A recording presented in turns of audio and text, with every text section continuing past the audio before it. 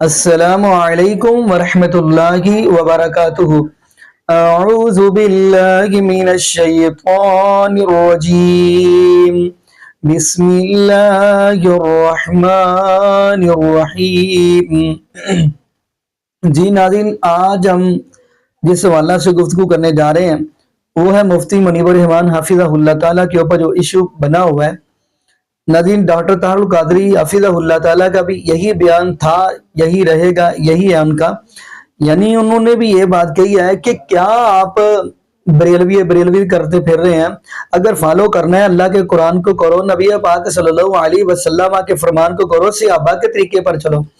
یہ کون سا؟ یعنی ایسا سمجھ لیں کہ ڈاکٹر طاہر القادری حافظہ اللہ تعالیٰ بھی اب مفتی منیب کے حافظہ اللہ تعالیٰ کے حق میں بولے ہیں۔ آئیے ناظرین وہ اسی کی زبانی ہم ویڈیو دیکھتے ہیں، پھر انشاءاللہ ناظرین اسی واللہ سے ہم بھی گفتگو کریں گے۔ تو آئیے ناظرین مل کے ویڈیو دیکھتے ہیں۔ انہوں نے فتاوی رضویہ میں اور مختلف اپنی کتب میں 4000 مقامات پر اپنے سے پہلے فقہا اور ائمہ احناف کے ساتھ فروعات پر اختلاف کیا علمی، اور وہ پھر بھی سنی رہے بلکہ امام اہل سنت رہے۔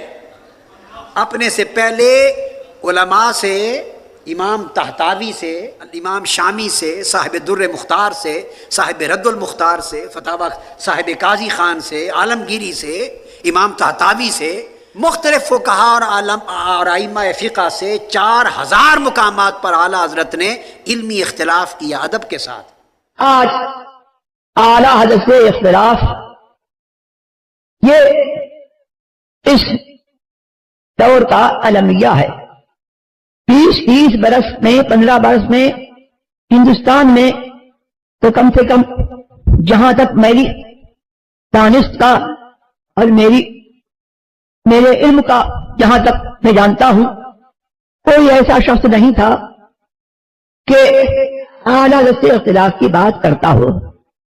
پاکستان میں کچھ لوگ تھے وہ دبے تھے، لیکن اب یہ نعرہ کہیں کہیں اور یہ بات کہیں کہیں اختلاف کی سنائی پڑتی ہے۔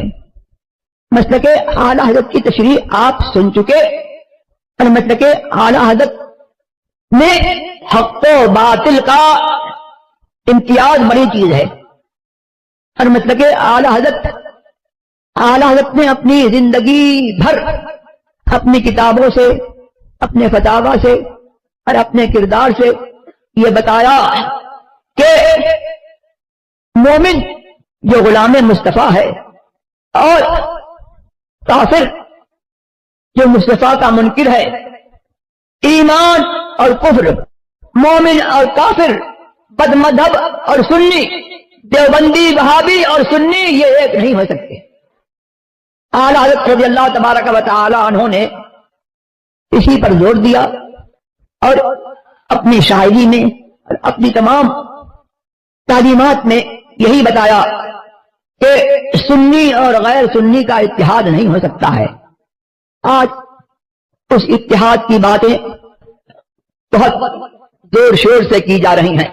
عملی طور پر سنی اور غیر سنی کا، سنی دیوبندی وہابی سب کا اتحاد عملی طور پر رچایا جا رہا ہے، اور اس سلسلے میں جو ہے کچھ تحریکیں، کچھ تنظیمیں اس طرح جو ہے سرگرم عمل ہیں۔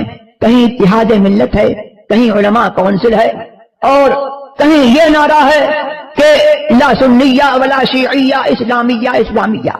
اور مطلب کہ اعلیٰ حضرت کا دم بھرنے والے کچھ لوگ ان نعروں میں بھی شریک ہوتے ہیں اور علماء کونسل کو بھی فارم کرتے ہیں، اتحاد ملت بھی ہے بناتے ہیں، اور سنی اور غیر سنی کا اتحاد کا دم بھرتے ہیں۔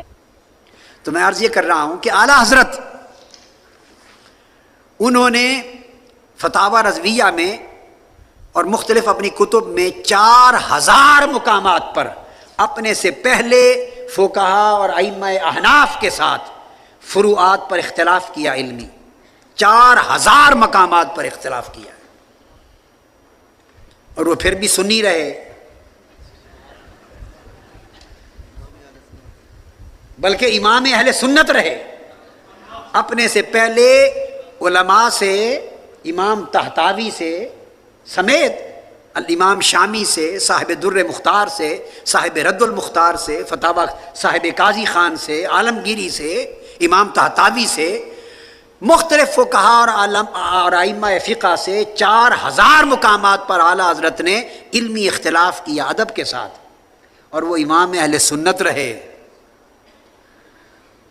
تو ہم نے کوئی علمی بات چھوٹی سی ایسی مختلف کر دی تو ہم تو چھوٹے سے حقیر فرد اہل سنت تو رہیں گے ہی نا، حقیر سے فرد اہل سنت تو رہیں گے۔ یہ بات آپ کو سمجھائی اس لیے ہے، اس میں تفنن طبع بھی ایک پیارا مزاح بھی ہے علمی۔ سمجھانا مقصود یہ ہے کہ جب تک آپ اس کلچر سے، تعصب کے کلچر سے باہر نہیں نکلیں گے، تنگ نظری کے کلچر سے باہر نہیں نکلیں گے، اور علم اور تحقیق کا دروازہ کھلا نہیں رکھیں گے، ادب اور شے ہے، علمی اختلاف اور شے ہے۔ امام احمد بن حنبل کا اختلاف بھی سنو اور ان کا ادب بھی سنو۔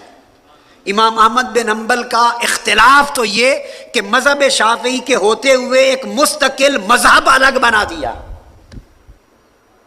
مستقل فقہی مذہب الگ بنا دیا امام شافعی کے باوجود۔ یہ تو ہے علمی اختلاف کا درجہ۔ اور ادب کا درجہ کیا ہے؟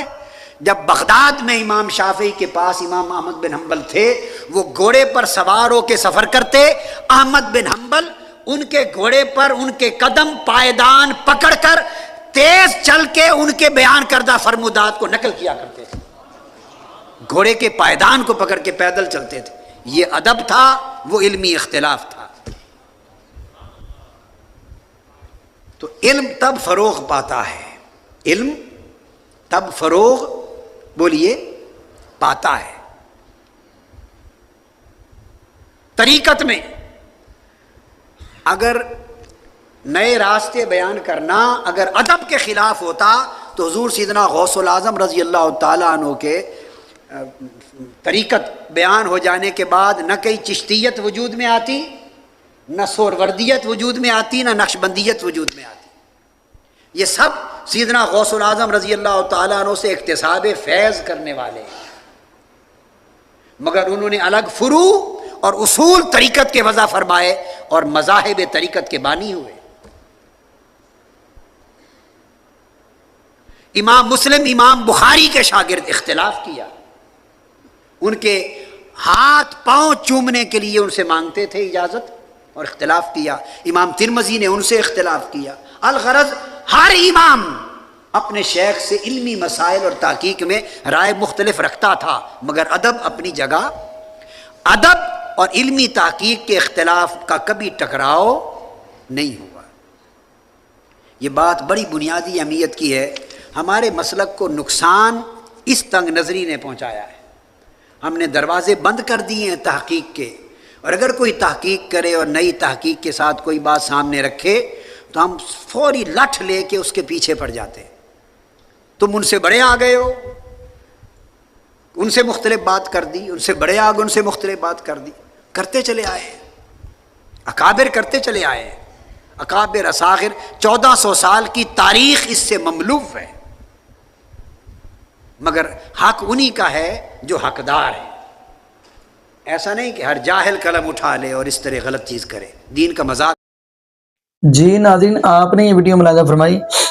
ناظرین دیکھیں، اب مفتی منیب الرحمان حافظہ اللہ تعالیٰ کا یہی جرم ہے کہ وہ اگر دیوبند کے مدرسہ میں چلے گئے تو ناظرین آیا کہ وہ مسلمان نہیں ہے۔ نبی پاک صلی اللہ علیہ وسلم نے تو ہر انسان کے، جبکہ اسلام کے دشمن کے بھی حقوق بتلائے ہیں، کافر کے بھی حقوق بتلائے ہیں، جیسا کہ وہ صحیح البخاری کی حدیث ہے، حضرت سہل بن قیس رضی اللہ تعالیٰ عنہ اور ساتھ نبی پاک کا ایک اور صحابی ہے، حدیث صحیح البخاری کے، اور دونوں تشریف یعنی ایک جگہ قاسیہ کے مقام پہ بیٹھے ہوئے ہیں، تو پاس سے ایک جنازہ گزرا تو لوگوں نے کہا کہ آپ کھڑے ہو گئے ہیں جنازے کی تعظیم کرنے کے لیے، یہ تو کافر کا جنازہ جا رہا ہے۔ تو وہ کہنے لگے آگے سے کہ ہم ایسے ہی نہیں کھڑے ہو گئے، ہمارے پاس یہ دلیل موجود ہے کہ نبی پاک صلی اللہ علیہ وسلم تشریف فرما تھے، پاس سے ایک میت گزری، جنازہ گزرا، تو نبی پاک صلی اللہ علیہ وسلم کھڑے ہو گئے، تو ہم نے کہا اللہ کے نبی یہ تو اسلام کے دشمن کا ہے۔ تو نبی پاک صلی اللہ علیہ وسلم نے فرمایا آیا کہ یہ انسان نہیں ہے، نبی پاک صلی اللہ علیہ وسلم نے ان کے بھی حقوق بتلائے ہیں، اور ان کا یہ کیا معاملہ، اپنے آپ کو آپ مسلمان بھی کہتے ہو، کہتے ہیں ہم نبی پاک صلی اللہ علیہ وسلم کے ساتھ محبت کرتے ہیں، جبکہ نبی پاک صلی اللہ علیہ وسلم تو آپس کے اندر جوڑنے کے لیے آئے تھے، لیکن ان کا معاملہ کیا ہے کہ اتنی سی بات ہے کہ اس دیوبند کے مدرسے میں چلیں گے، کیا وہ مسلمان نہیں ہے؟ یہی جرم ہے ان کا۔